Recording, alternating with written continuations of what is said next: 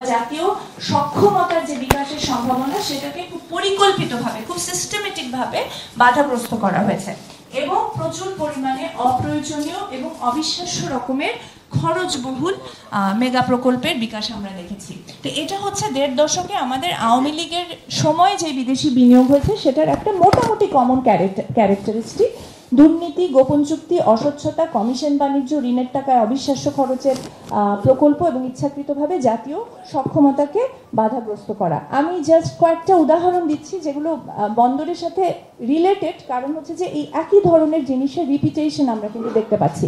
আপনারা যদি দেখেন মাতারবাড়ি কয়লা বিদ্যুৎ প্রকল্প, এটার অর্থায়ন করেছিল হচ্ছে JICA, Japanese international development corporation. খুবই স্বনামধন্য প্রতিষ্ঠান, এটা কোনো ওইরকমভাবে ব্যবসায়িক প্রতিষ্ঠান না, এটা একটা ইন্টারন্যাশনাল অর্গানাইজেশন যেটা খুবই সুপ্রতিষ্ঠিত আর কি। এবং এটা চুক্তি হয়েছিল ৩৬,০০০ কোটি টাকার এবং নির্মাণ কাজ পেয়েছিল জাপানি কর্পোরেশন সুমিটামো এবং তোশিবা। এবং সেটার ক্যারেক্টারিস্টিকগুলো যদি আপনি দেখেন, অস্বচ্ছতা, অতিরিক্ত খরচ এবং ক্ষতিকর প্রকল্প। আপনি দেখেন ডেইলি স্টার 2014 সালে একটা রিপোর্ট করেছিল মাতারবাড়ি বিদ্যুৎ প্রকল্প নিয়ে, যে why should Matarbari project cost $4.4 billion. এখানে বলে রাখা ভালো যে একটা কয়লা বিদ্যুৎ প্রকল্প সাধারণত 2 থেকে $2.5 বিলিয়ন ভিতরে নির্মাণ করা সম্ভব। সেখানে বাংলাদেশে আমরা যখন জাইকার মতো স্বনামধন্য বিখ্যাত প্রতিষ্ঠান নিয়ে আসলাম, মানে চাইনিজও না, চাইনিজগুলো না হয় আমরা বলতে পারি যে দুর্নীতি পরায়ণ, জাপানের আমরা কোম্পানি নিয়ে আসলাম, সেখানে দেখা যাচ্ছে যে অন্যান্য দেশে যে $2.5 বিলিয়ন কয়লা বিদ্যুৎ কেন্দ্র তৈরি হয় তার চেয়ে ডাবল খরচে আমরা বাংলাদেশে মাতারবাড়ি বিদ্যুৎ প্রকল্পটা করলাম।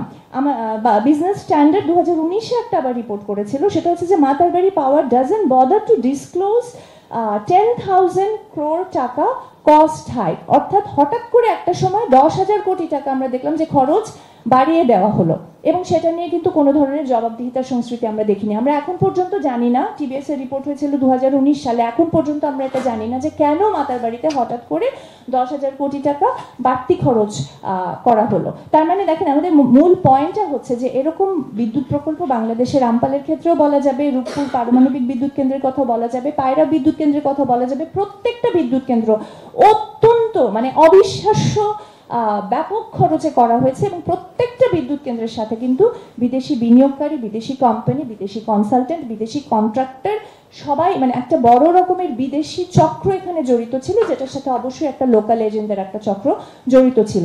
সে কারণেই যে বিদেশি বিনিয়োগ শুনলেই, বা এখন যে ট্রেন্ডটা শুরু হয়েছে যে বিদেশি বিনিয়োগকে নিয়ে এক ধরনের গ্লোরিফিকেশন প্রজেক্ট শুরু হয়েছে এবং বিদেশি বিনিয়োগ হলেই সবকিছু ঠিক হয়ে যাবে, এটা যে কত বড় একটা মানে ভুল প্রচারণা, সেটার জন্য সেটা বুঝতে হলে আমাদের অবশ্যই সে আওয়ামী লীগ আমলে ফেরত গিয়ে প্রজেক্ট বাই প্রজেক্ট যদি আমরা দেখি তাহলেই বুঝতে পারবো যে বিদেশি বিনিয়োগের সাথে এই দেশে কি পরিমাণ স্ক্যান্ডাল হয়েছে।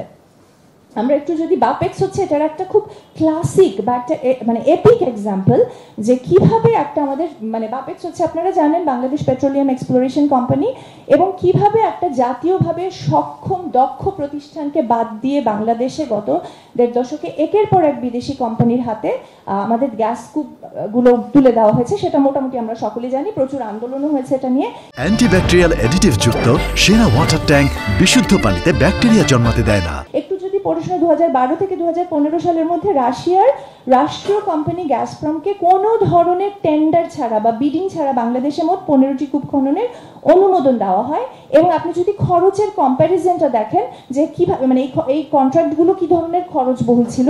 কূপ খননের খরচের ক্ষেত্রে বাপেক্স আমাদের জাতীয় প্রতিষ্ঠান এক একটা কূপ খননে মাত্র 80 কোটি টাকা চার্জ করতো, সেখানে গ্যাসপ্রম চার্জ করতো 155 কোটি টাকা বা তার চেয়েও বেশি, অর্থাৎ ডাবলের চেয়ে বেশি খরচে আমরা আমাদের নিজস্ব গ্যাস কূপগুলো, যেগুলো বাপেক্স নিজেই এক্সপ্লোর করেছে, নিজেই সে উত্তোলন করতে পারে, সেগুলোকে কোনো কারণ ছাড়া আমরা টেন্ডার ছাড়া আসলে বিদেশি কোম্পানির হাতে তুলে দিয়েছি একের পর এক গ্যাস ক্ষেত্র।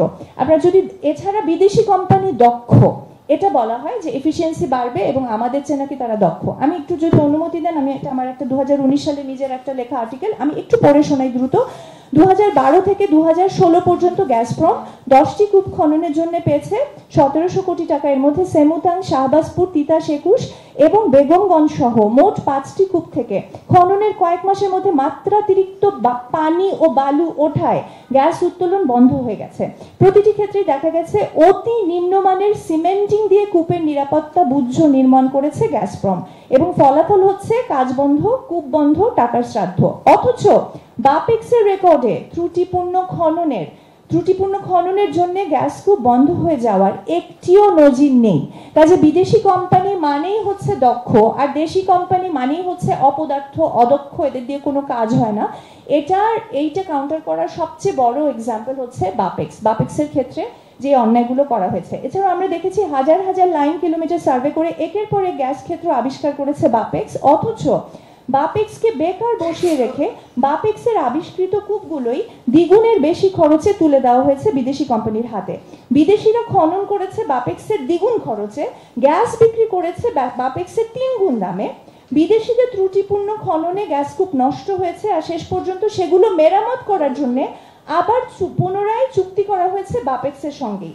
তারপরেও বাপেক্সে কোনো বিনিয়োগ হয় না, বাপেক্স কূপ খননের অনুমোদন পায় না। পুরো 15 বছর, আওয়ামী লীগের 15 বছর ধরে আমরা বাপেক্সের সঙ্গে এই অন্যায় হয়ে আসতে দেখেছি। বাপেক্সের বিরুদ্ধে আমরা বিভিন্ন প্রচারণা দেখেছি যে এই দেশীয় এবং তখন আমরা দেখেছি যে মিডিয়াতে সাংবাদিকদের পর্যন্ত আমরা অনেক সময় একটা গ্রুপ অফ জার্নালিস্ট রিপোর্টার ছিলেন, তারা বেসিক্যালি বিভিন্ন কোম্পানির কাছে তাদের আমরা বলি যে they have sold their souls, কারণ হচ্ছে যে কিভাবে তারা এই সমস্ত বিদেশি কোম্পানির পক্ষে কাজ করেছেন এবং বাপেক্সের বিরুদ্ধে খুব সংঘবদ্ধ হয়ে প্রচারণা চালিয়েছেন। এবং সেটা আমরা এখন কিছুটা দেখতে পাচ্ছি যে চট্টগ্রাম বন্দরের ক্ষেত্রে একই ধরনের প্রচারণা, যে এখানে দেশি কোম্পানি দেশিয়ে পারছে না এবং এটা হচ্ছে আমাদেরকে বিদেশিদের হাতে তুলে দিতেই হবে, না হলে প্রতিরোধ করতে হবে, এরকম কথা আমরা শুনতে পাচ্ছি।